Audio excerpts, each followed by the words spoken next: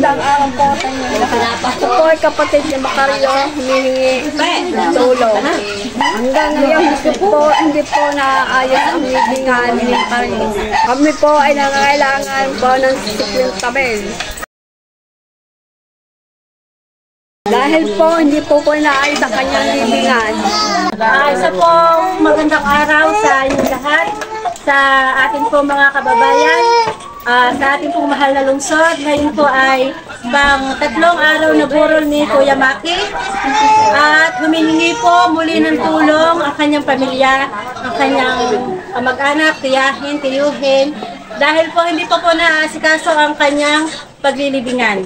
Ayun po sa nag-aasikaso, sa City Hall po ay nakakailangan sila ng 50,000, 50 mil po para po maayos ang death certificate ni Kuya Maki.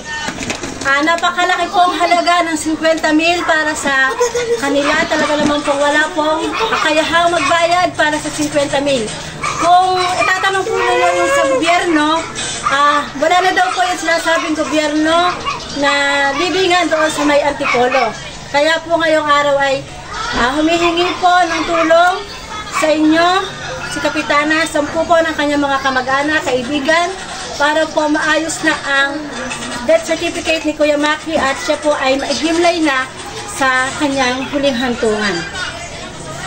Kumakatok po ako sa lahat po ng mabubuting loob, sa ating pong mga barangay officials, sa ating pong kapitana, mahal na kapitana, Mol Indoso. Nananawagan po kami, 10 ng kanyang kamag-anak na humingi ng tulong para po sa kanyang death certificate.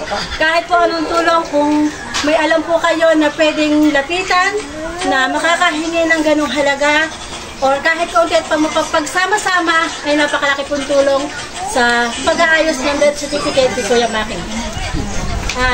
Isa pong karangalan para po sa pamilya ni Kuya Maki na maging instrumento para po makatulong sa kanya.